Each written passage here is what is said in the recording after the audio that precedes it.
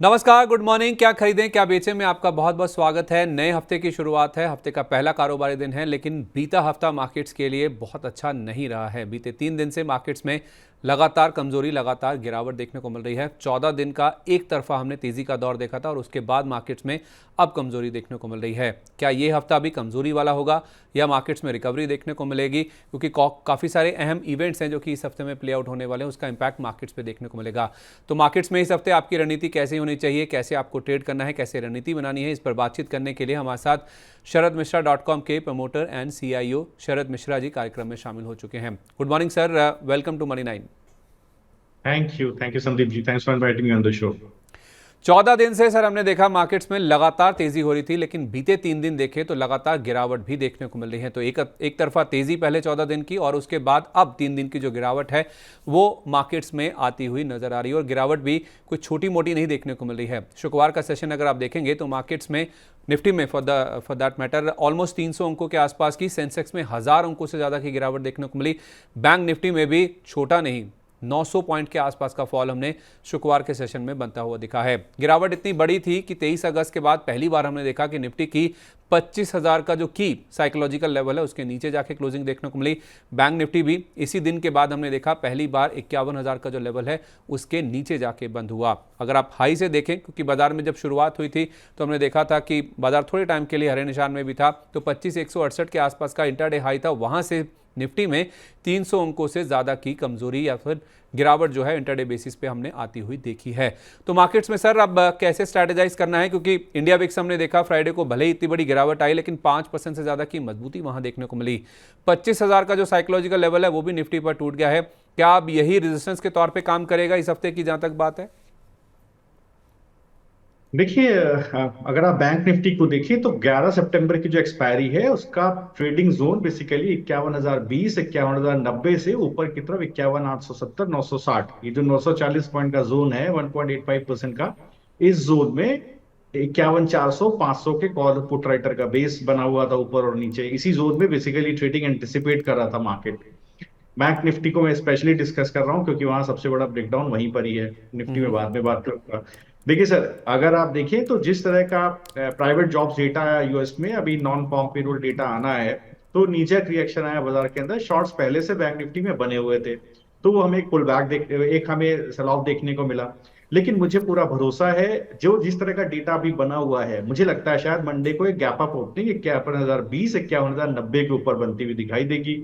तो ये bank Nifty में बिल्कुल क्लियर दिख रहा है, जैसा मेरा एनालिसिस है डेटा का, कि बिल्कुल ये ओपनिंग दिखाई देगी। अगर आप एक्सपायरी वाले दिन देखेंगे थर्सडे को, तो लास्ट थर्सडे को, तो वैसे भी शॉर्ट पुट कवरिंग हमको दिखाई दी थी। मतलब कहीं ना कहीं गिरावट एंटिसिपेट हो गई थी। लेकिन आज थोड़ा अतिशोक्ति हो गई है। जब कभी इस तरह का नीजक रिएक्शन आता है तो बाजार की फेयर वैल्यू वही होती है जहां वो पहले ट्रेड कर रहा होता है, तो उसी जोन में जाने की वापस कोशिश करता है।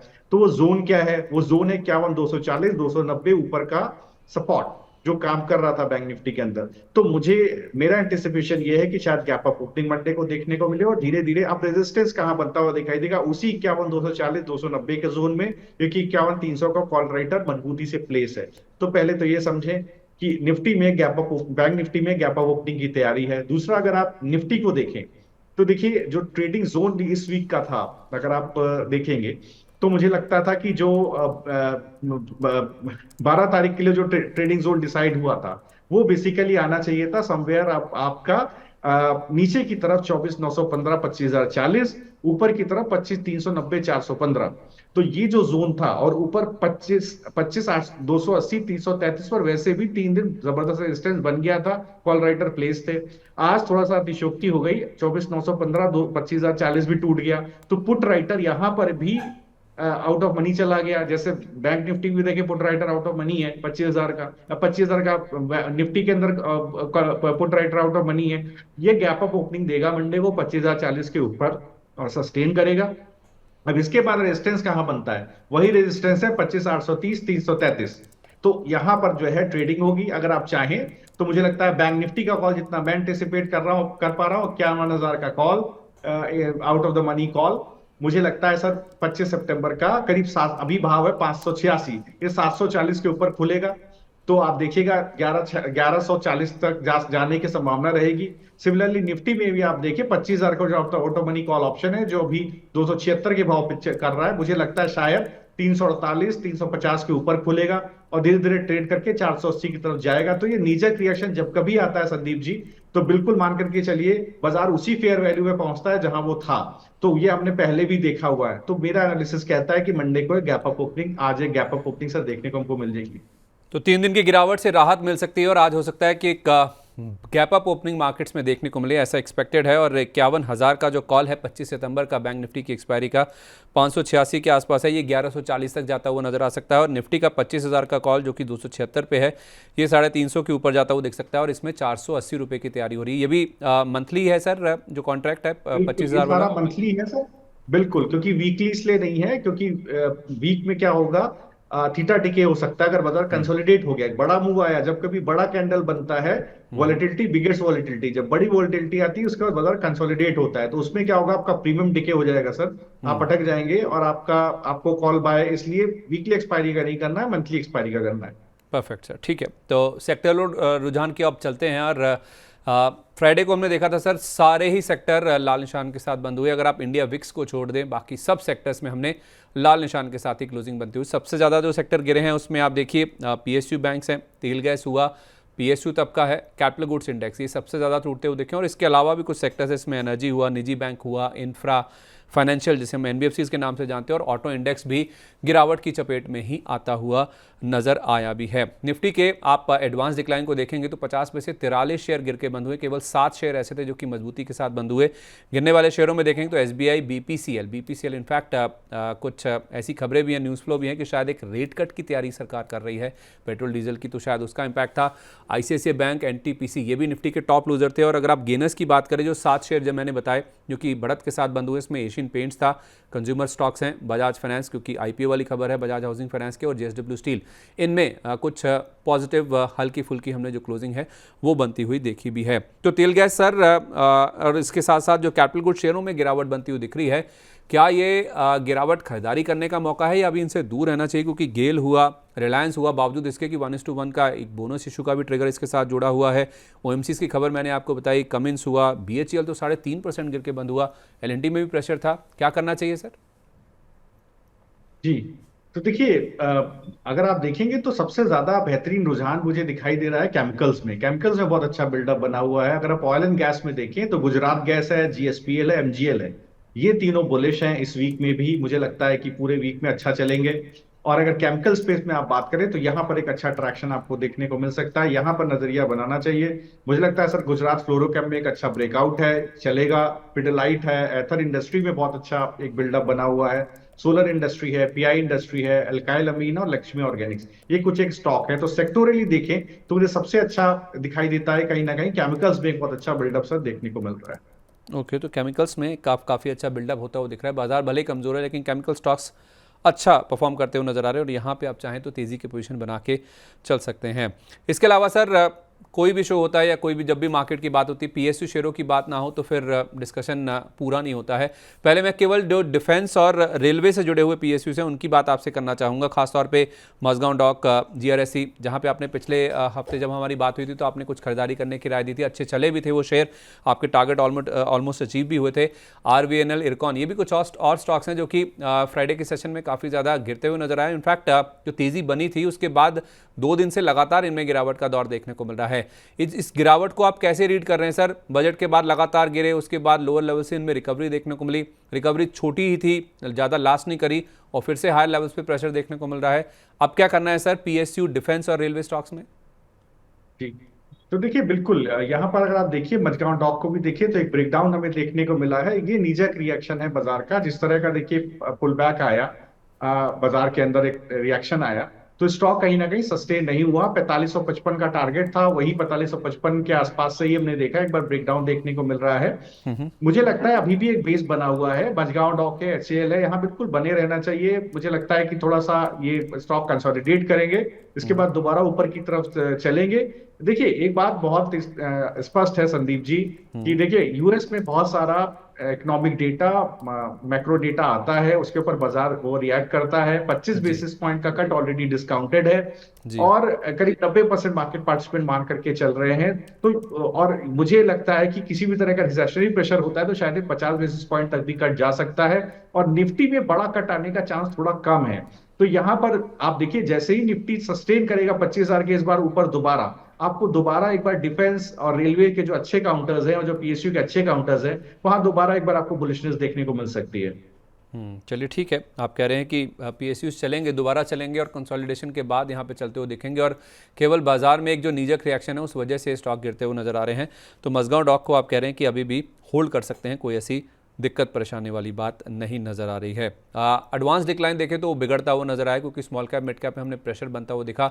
713 शेयर ऐसे हैं सर जो कि निफ्टी में चढ़ के बंद हुए, लेकिन उसके सामने आप देखिए 2 गुना से ज़्यादा 1834 शेयर गिरकर बंद हुए हैं। तो एडवांस डिक्लाइन 1:2 से भी कहीं ज़्यादा आपको नज़र आया। मिड कैप इंडेक्स आप देखिए करीब करीब 1000 अंक और 500 अंकों से ज़्यादा स्मॉल कैप इंडेक्स भी गिर के बंद हुआ है। तो मिड कैप्स में प्रेशर काफ़ी ज़्यादा था, इमिनेंट था, क्योंकि बाजार का सेंटीमेंट बिगड़ता है तो यहाँ पे क्योंकि हाई बीटा नेचर होता है तो ज़्यादा प्रेशर देखने को मिलता भी है। लेकिन कुछ आउट परफॉर्मर्स आपके सामने रखना चाहूँगा सर।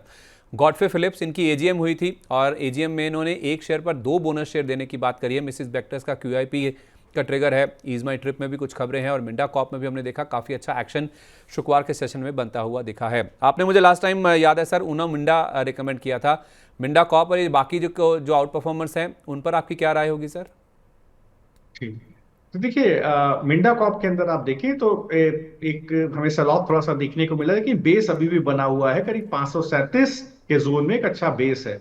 मुझे लगता है ये ट्रेंड कंटिन्यू करना चाहिए। एक बार बाइंग, एक जब कभी भी बड़ा एक अचानक से मूव आता है तो स्ट्रांग हैंड की एंट्री नहीं हो पाती है। इसलिए अगर बाजार अभी भी स्टॉक कंसोलिडेट होगा तो इसके बाद कंसोलिडेशन के बाद स्ट्रांग हैंड्स की एंट्री होगी। यही जोन है 535 550, यही जोन है जहां मुझे लगता है एक बार अच्छी एंट्री होनी चाहिए। गुडफ्रे फ्लिप देखिए ऐसा स्टॉक है, पिछले 4 वीक से लगातार वन साइडेड स्टॉक चल रहा है, 3 वीक से लगातार वन साइडेड स्टॉक चल रहा है। तो कभी भी आप एंट्री करें तो वीकली लो पर आप स्टॉप लॉस लगाएं और आप राइड करें इसको। मुझे याद पड़ता है काफी समय पहले, 3-4 हफ्ते पहले स्टॉक का डिस्कशन हुआ, तो इस तरह के जो वन साइडेड रैली आती है संदीप जी, यहाँ केवल स्ट्रेटेजी एक ही काम आप कर सकते हैं कि आप वीकली लो के ऊपर स्टॉप लॉस लगाएं और ट्रेंड को राइड करें। चलिए ठीक है, तो अब ट्रेंड को राइड करना चाहिए जहाँ तक गॉडफ्रे फिलिप्स की बात है। चलिए अब आज और इस हफ्ते की तैयारी की शुरुआत करते हैं और देखते हैं कुछ ऐसे पर्टिकुलर सेक्टर जिनके ऊपर न्यूज़ फ्लो या तो फिर जो बाकी बाजार की जो सेंटीमेंट्स है उसका इम्पैक्ट देखने को मिलेगा। सर रुपया अगर आप देखें तो लगातार कमज़ोर होता हुआ नज़र आ रहा है और रुपये की जो कमज़ोरी बढ़ रही है बावजूद इसके कि डॉलर इंडेक्स में कोई बहुत बड़ा मूव नहीं देखने को मिल रहा है। तो इसके मद्देनज़र क्या एक्सपोर्ट से जुड़ी हुई कंपनी, जिसमें हम IT को भी शामिल कर सकते हैं क्योंकि इनके ऊपर भी रुपये का इम्पैक्ट आता है, कांस्टेंट करेंसी की बात होती है जब भी इनके नंबर्स आते हैं, और उसके साथ साथ जो और एक्सपोर्ट से जुड़ी हुई कंपनीज हैं जिसमें गोकुलदास एक्सपोर्ट्स हुआ, वेल्सपन लिविंग हुआ जिनका US में और बाकी कंट्रीज में बड़ा एक्सपोर्ट होता है टेक्सटाइल का और बाकी प्रोडक्ट्स का, क्या इनमें आपको लगता है कि अभी खरीदारी करनी चाहिए? जो रुपये का इम्पैक्ट है इनमें पॉजिटिव साइड पे प्ले आउट होगा? जी, तो देखिए मैं बिल्कुल इसमें से IT पे जरूर मैं पॉजिटिव हूँ। यहाँ पर देखिए टाटा टेक्नोलॉजीज है, शायद मैंने पहले आपसे शेयर भी किया था टाटा टेक्नोलॉजीज के ऊपर अपना व्यू। कोफोर्ज है, सोनाटा सॉफ्टवेयर है, ये तीनों स्टॉक है जहां पर बिल्कुल अगर मैनेजमेंट कमेंट्री को भी आप सुनेंगे सोनाटा सॉफ्टवेयर में तो बहुत बुलिश है। और मुझे लगता है बिल्कुल इसमें आगे आने वाले समय में बड़े मूव्स आएंगे। टाटा टेक्नोलॉजी, मैं डिस्क्लोजर देना चाहता हूँ, क्लाइंट्स को रिकमेंडेड है। 1136 का टारगेट था, 1248 का ऊपर का 15% 16% का ऊपर का टारगेट था। ये बिल्कुल मीट होता हुआ दिखाई देगा। कोफोर्ज में भी आप देखिए धीरे धीरे करके 6624 का भाव है, ये स्लोली एंड ग्रेजुअली कहीं 8000 की तरफ स्टॉक जा रहा है। इसमें बड़ा प्राइस एक्शन अभी ड्यू है सर।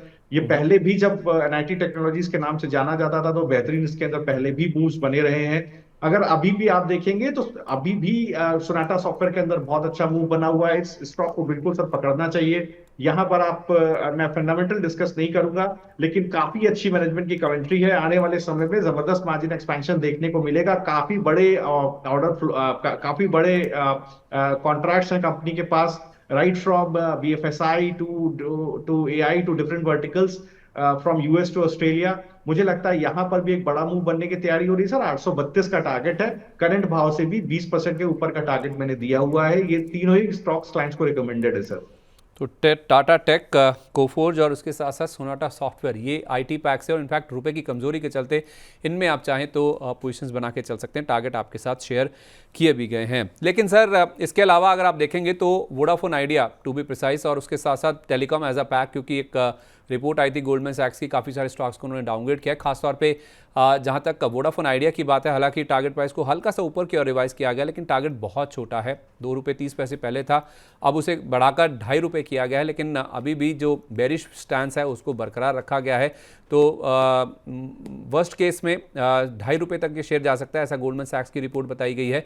इंडस टावर्स को भी उनकी ओर से डाउनग्रेड किया गया, हालांकि टारगेट ऊपर की ओर रिवाइज किया गया। तो ये जो टेलीकॉम स्टॉक्स हैं उसके ऊपर आपका क्या व्यू है? इसमें अगर हम एयरटेल को भी शामिल कर लें तो? जी, तो देखिए वोडा आइडिया में जो गिरावट है वो ₹12 तक तो बिल्कुल साफ दिखती है। तो करंट भाव से भी करीब 10% का डाउनसाइड मुझे यहाँ से मान लीजिए 10% से लेकर के 12% का डाउनसाइड मुझे यहाँ पे अभी और दिखता है। ₹11.80 से ₹12 तक की गिरावट आपको वोडाफोन आइडिया में बिल्कुल देखने को मिल सकती है। अगर आप भारतीय एयरटेल को देखें तो यहाँ पर जरूर एक बार स्टॉक कंसोलिडेट करने की कोशिश कर रहा है। मुझे लगता है यहाँ पर अभी भी बुलिशनेस बनी हुई है। एक गिरावट करेगा 1480 से 1506 के भाव में कभी भी भारतीय एयरटेल आपको मिले तो बिल्कुल आप खरीदिएगा। इंडस टावर के अंदर देखिए स्टॉक काफी चल गया है। मुझे याद पड़ता है मैंने ही करीब 300 ₹350 के भाव से इसको आप ही के चैनल पर डिस्कस करना सर शुरू किया था। मुझे याद है सर। मुझे भी उम्मीद नहीं थी सर कि जो है ये ₹400 मतलब 400 भी क्रॉस करेगा।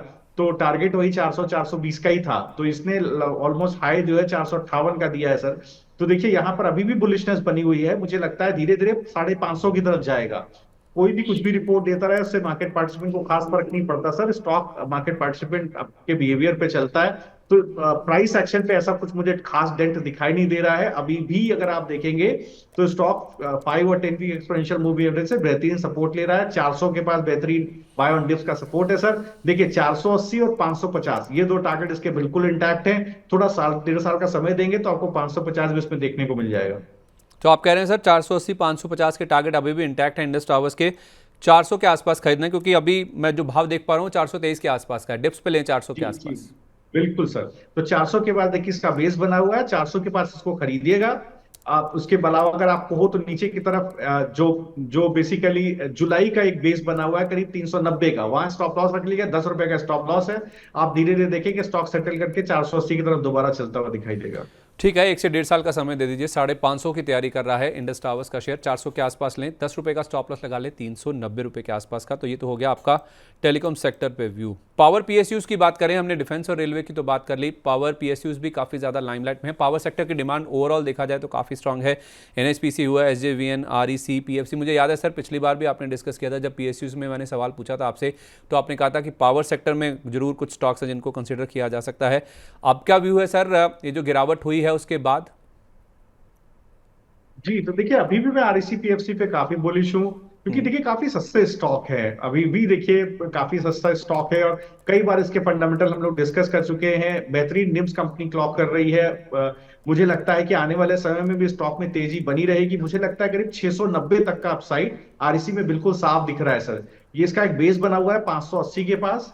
उसका स्टॉप लॉस लगा के आप डिप्स पे खरीदिए। ये धीरे धीरे आपको 690 की तरफ जाता हुआ दिखाई देगा। सिमिलरली पीएफसी में भी मुझे लगता है कोई दिक्कत वाली बात नहीं है। बुलिशनेस बनी हुई है। मुझे लगता है धीरे धीरे करके सर ये स्टॉक ₹600 की रेंज में जाता हुआ दिखाई देगा। एक बेस 511 से 530 के जोन में बना हुआ है। डिस्क्लोजर है, दोनों ही स्टॉक्स मैंने बाय ऑन डिप्स पर क्लाइंट को रिकमेंड किए हुए हैं।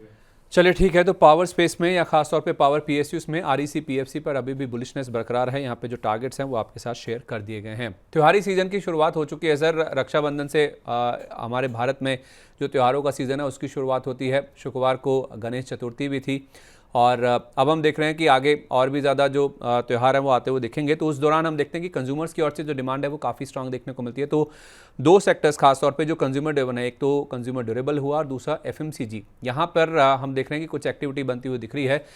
मुझे याद है सर 3-4 हफ्ते पहले आपने एचयूएल में बड़े टारगेट दिए थे ₹3,400 के। कोई और भी स्टॉक आपके रडार पे है सर कंज्यूमर स्पेस से त्योहारी सीजन को ध्यान में रखते हुए? बिल्कुल साहब, देखिए 3-4 स्टॉक है जहां जबरदस्त स्ट्रेंथ बनी हुई है। आप एशियन पेंट देखिए, बर्जर पेंट देखिए, टाइटन देखिए। और चौथा होनासा कंज्यूमर देखिए। चारों ही स्टॉक है जहां आपको बेहतरीन तेजी दिखाई देगी। अगर आप एशियन पेंट को भी देखें तो मुझे लगता है अभी भी यहाँ पर काफी तेजी है। ये जिस तरह की बुलिशनेस बना रहा है, ये स्लोली एंड ग्रेजुअली ये करीब 3500 रुपए की जोन में जाने की तैयारी कर रहा है। सिमिलरली अगर आप बर्जर पेंट को देखेंगे तो यहाँ पर भी एक बड़े मूव की तैयारी हो रही है सर। ये स्लोली एंड ग्रेजुअली आपको कहीं ना कहीं 11% ऊपर 674 तक के टारगेट आपको ऊपर की तरफ देखने को मिल जाएंगे। टाइटन में भी काफी बुलिशनेस है। आप यहाँ पर देखिए तो टाइटन के अंदर मुझे लगता है कि अब जो बुलिशनेस बनी है ये अपने क्रिटिकल मूविंग एवरेज के ऊपर सस्टेन कर रहा है। या इसका जो ऑल टाइम हाई है 3850, बिल्कुल उसको अभी 3695 का भाव है, बिल्कुल इसको ब्रेक करेगा, ऊपर 4000 की तरफ ये चलना शुरू कर जाएगा। तो करंट भाव से भी आप मान करके चलिए कि डिसेंट एक अपसाइड ऊपर की तरफ आपको मिलती हुई दिखाई देगी। और हुनासा में एक बार ध्यान रखिए सर, यहां पर भी आप देखिए तो एक बहुत अच्छा बेस बनता हुआ दिखाई दिया। इस स्टॉक पर भी आप ध्यान रख सकते हैं। इसका मैंने काफी लंबा 17% ऊपर का करीब 600 रुपए का टारगेट सर दिया हुआ था। करीब वही 531 का भाव है। बेस इस पे 476 से 510 है। 476 का स्टॉप लॉस लगाइए, डिप्स पे बाय कीजिए। आपको 3 क्वार्टर का समय दीजिए सर, मार्च बीतने दीजिए, मार्च से पहले आपको 600 रुपए के आसपास दिखाई देगा स्टॉक। चलिए सर, आप मेरा जो अगला सवाल था वो आपने प्रीएम्प्ट कर लिया। जो आपने 4 स्टॉक्स बताए, Asian paints, Berger paints, Titan और होनासा, इसमें पेंट शेयरों की बात मैं आपसे करने ही वाला था, क्योंकि रियल एस्टेट स्टॉक्स को लेकर तो काफ़ी ज़्यादा बातचीत हो चुकी है कि रियल एस्टेट शेयरों में हमने बजट के बाद गिरावट आई थी, फिर जब क्लैरिफिकेशन आया तो लो लेवल से काफ़ी अच्छी रिकवरी भी देखने को मिली। और खास तौर पर जो लग्जरी रियल एस्टेट है उसको लेकर जिस तरह के डिमांड के नंबर्स या डेटा हमारे सामने आ रहा है तो उससे पता चलता है कि सेक्टर में किस तरह से जो रुझान है वो पॉजिटिव या तो फिर बुलिश साइड में बना हुआ है। लेकिन रियल एस्टेट में तो पूरी जो स्टोरी है वो प्ले आउट हो चुकी है, लेकिन इससे जुड़े हुए जो सेक्टर्स होते हैं, जिसमें आप टाइल्स देख लीजिए या पेंट सेक्टर देख लीजिए या और भी जो अलाइड सेक्टर्स होते हैं, उनकी अगर हम बात करें, उनमें थोड़े लैग के साथ हम देखते हैं कि बाइंग इंटरेस्ट आता हुआ दिखता है। कोई स्टॉक सर जो आपके रडार पे हो इस स्पेस से, टाइल से हुआ, कजारिया सेरामिक्स या फिर सेरा हुआ, या और ऐसे सेक्टर्स जो कि वायर से जुड़े हुए हों, या कुछ और ऐसे सेक्टर जो कि रियल एस्टेट या हाउसिंग डिमांड से जुड़े हुए हैं? जी, तो देखिए अगर आप हाउसिंग डिमांड से रिलेटेड बात करें तो मुझे लगता है आवास फाइनेंसर्स में एक बेहतरीन मूव बना हुआ है। और इसके अलावा एयू स्मॉल फाइनेंस में एक बहुत अच्छा मूव बना हुआ है। तो आवास फाइनेंसर्स की तरफ ध्यान रखिएगा। मुझे लगता है ये स्टॉक एक बड़े मूव की तैयारी कर रहा है सर। एक बेस इसके अंदर बना है, काफी पिटा हुआ स्टॉक है, लेकिन अब जो बेस इसके अंदर बना है वो स्लोली एंड ग्रेजुअली स्टॉक को ऊपर की तरफ खींचेगा। मुझे लगता है कम से कम इसके अंदर जो मूव बनता है वो 2400 रुपए के आसपास का बनता है सर। ये इसने तैयारी कर ली ऊपर की तरफ चलने की। अभी इसका भाव 1875 का है। धीरे धीरे आप मान के चले 25-27% का अपसाइड इसके अंदर बनता है। बेस एक स्टॉक के अंदर कहीं ना कहीं बना हुआ है 1680।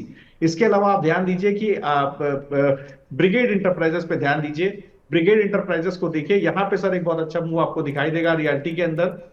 ये स्टॉक बड़े अच्छे मूव की तैयारी कर रहा है। स्लोली एंड ग्रेजुअली ये आप देखिएगा स्टॉक कहीं ना कहीं 10-1% ऊपर करीब 1600 रुपए के भाव पर आपको दिखेगा। बेस 1170 पर है, तो बाय एंड डिप्स का नजरिया रखिए। 1600 के टारगेट के लिए 20% का अपसाइड है सर।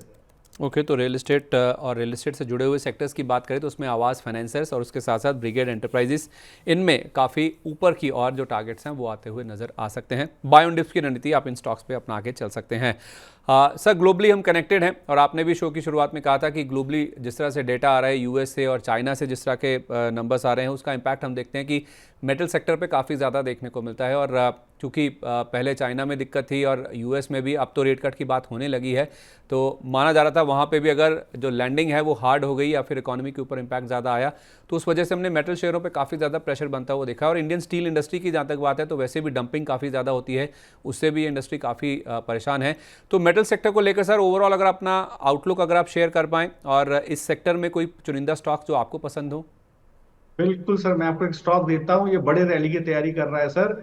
इसको पकड़ लीजिए, जय बालाजी इंडस्ट्रीज। देखिए सर, ठीक है, बहुत अच्छा स्टॉक है। आप 912 का बेस बना हुआ है, 1100 रुपए का भाव है अभी।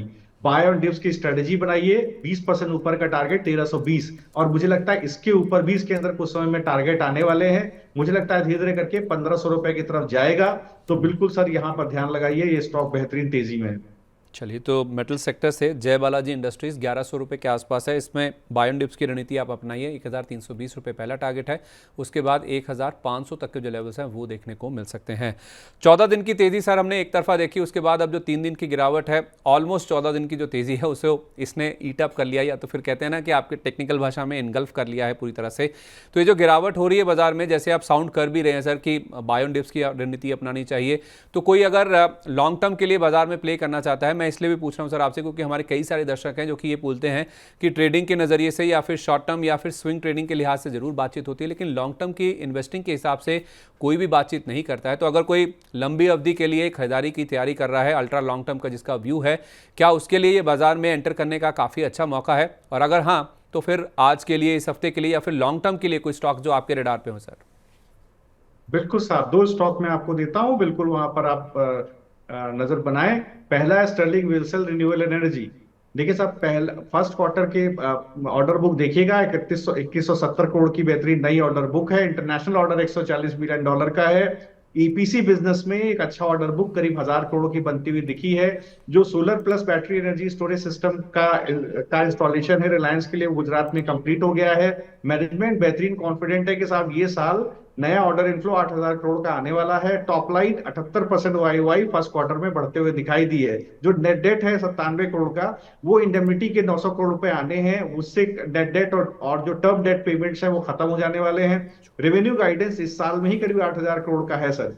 तो देखिए, ये मैनेजमेंट मान रहा है कि 4 से 5 साल में रेवेन्यू हम सर डबल कर देने वाले हैं। तो आप देखिए, स्टॉक जिस जगह पे ट्रेड कर रहा है, बिल्कुल आप इस पे ध्यान लगाएं, इसको खरीदिए सर। मुझे लगता है यहाँ पर एक बड़ी तेजी बनने वाली है। मुझे लगता है जो अभी करंट का भाव है 705 690, यहां पर आप स्टॉप लॉस लगाइए 660 का, और 810 के टारगेट के लिए 15% खरीदिए, और इसके आगे भी चलेगा तब और आगे डिस्कशन करेंगे। दूसरा स्टॉक है सर जोमेटो। जोमेटो पे ध्यान दीजिएगा, वाईओवाई ग्रोथ करीब 27 से 28% की है। ग्रॉस ऑर्डर वैल्यू में मार्जिन मार्केट को मैनेजमेंट को लगता है कि ग्रोथ 20% रहेगी आने वाले समय में भी। जो ग्रॉस ऑर्डर वैल्यू है उसमें देखिए बेहतरीन ऑर्डर वॉल्यूम ग्रोथ देखने को मिल रही है, जो जोमेटो गोल्ड मेंबर से मिल रही है। डिस्पाइट ऑफ द फैक्ट कि जोमेटो गोल्ड मेंबर बढ़े हैं, डिलीवरी चार्जेस में कोई कमी नहीं आई है। मैनेजमेंट ने कॉस्ट को अच्छे से स्टेबलाइज किया हुआ है। आप देखिए, पीक आवर्स के अंदर जो प्राइसिंग है वो डायनामिक है, जिससे प्लेटफॉर्म फीस से भी अच्छी इनकम हो रही है। इन्होंने ब्लिंकिट के अंदर काफी अच्छा केपेक्स किया है, जो ब्लिंकिट बहुत अच्छा काम कर रहा है। तो बिल्कुल सर, इस स्टॉक को भी तुरंत आप बाय करना चाहे लंबे नजरिए से तो बिल्कुल बाय कीजिए। भाव है 259, 259, 248 पे खरीदिए, 240 का स्टॉप लॉस लगाइए। 300 रुपए का पहला टारगेट है 15%, और 360 जाएगा सर तो 20% और जोड़ लीजिएगा। मैं अभी बोल रहा हूं सर, देखिए मैंने 45 रुपए से आपको सुजलॉन दिया था सर, और कई सारे स्टॉक दिए थे जो भागे हैं। ये दोनों स्टॉक बिल्कुल भागने की तैयारी कर रहे हैं सर। चलिए, तो दो स्टॉक्स जो कि भागने की तैयारी कर रहे हैं, उसमें पहला नाम है स्टर्लिंग एंड विल्सन का। इसमें अगर आप खरीदारी करके चलते हैं तो आपको ऊपर की और जो टारगेट्स हैं वो काफ़ी ऊपर अच्छे देखने को मिल सकते हैं। इसमें जो टारगेट प्राइस दिए गए हैं वो 810 रुपये के हैं, और स्टॉप लॉस आपको रखना है 660 रुपये का। 705 के आसपास है, 705 पे खरीदें, और 690 रुपये के आसपास भी खरीदें डिप्स पे भी। इस केस में आपका स्टॉप लॉस 660 रुपये का बनता हुआ दिखेगा। 810 रुपये यानी कि 14% ऊपर और ये स्टॉक जाता हुआ नजर आ सकता है। और दूसरा नाम है जोमेटो का। 259 के आसपास है, 259 248 तक खरीदिए। 240 रुपये का यहाँ पे स्टॉप लॉस रख लीजिए। पहला टारगेट 300 रुपये का है, अगर ये लेवल पार होंगे तो 20% और ऊपर जाएगा। 300 के ऊपर आप 20% और जोड़ लीजिए, 60 रुपये जोड़ लीजिए, यानी कि 360 रुपये तक भी ये स्टॉक जाता हुआ नजर आ सकता है। तो सुजलॉन जैसे स्टॉक जो कि पहले सर ने 45 के आसपास बताए थे, वैसा ही कुछ रुझान जोमेटो और स्टर्लिंग एंड विल्सन जैसे स्टॉक्स में भी देखने को मिल सकता है। बहुत बहुत धन्यवाद सर, आज आप सुबह सुबह हमारे साथ शामिल हुए कार्यक्रम में। आपने स्टॉक्स भी बताए, कई सारे सेक्टर्स की भी बातचीत हुई है। आप हमसे विदा लें उससे पहले कोई डिस्क्लोजर जो आप बताना चाहेंगे? बिल्कुल सर, बहुत सारे स्टॉक इसमें ऐसे डिस्कस हुए जहां पर क्लाइंट्स की पोजीशन है। निफ्टी के भी, निफ्टी और बैंक निफ्टी के ऑप्शंस में भी क्लाइंट की पोजीशंस हो सकती हैं सर। चलिए, बहुत बहुत धन्यवाद sir, thank you so much for joining us today. उम्मीद करते हैं ये थैंक हफ्ता यू आपके लिए सर। बहुत अच्छा होगा, प्रॉफिटेबल होगा। Wish you very good day sir. Thank you sir. Thank you. तो क्या खरीदें क्या बेचें में आज के लिए बस इतना ही, लेकिन सुबह 10:30 बजे बीच बाजार में जुड़ना मत भूलिएगा, जहां पे मेरे सहयोगी विवेक मित्तल आपके लिए खास कार्यक्रम लेके आते हैं। ग्लोबल मार्केट्स में किस तरह का न्यूज़ फ्लो है, उसका इंडियन मार्केट्स पे क्या इंपैक्ट होता है, छोटे मझोले शेयर, उसमें खास सेगमेंट रहता है छोटे शेयर ऊंची छलांग, वो भी आपके लिए वो लेकर आते हैं, और एक सेक्टर स्कैन भी उनकी तौर से आता है। उस पर जानकारी लेने के लिए आप सुबह 10:30 बजे जरूर जुड़िए, सोमवार से शुक्रवार बीच बाजार में। तो क्या खरीदें क्या बेचें में आज के लिए बस इतना ही। उम्मीद करते हैं कि पिछले 3 दिन से जो बाजार में गिरावट हो रही है वो आज खरीदारी में बदलती हुई दिखेगी और आपके पोर्टफोलियो में भी हरा निशान यानी कि ग्रीन के साथ प्रॉफिटेबल जो रुझान है वो आता हुआ दिखेगा। इसी उम्मीद के साथ आप मुझे इजाज़त दीजिए, कल आपसे फिर मुलाकात होगी, तब तक के लिए नमस्कार।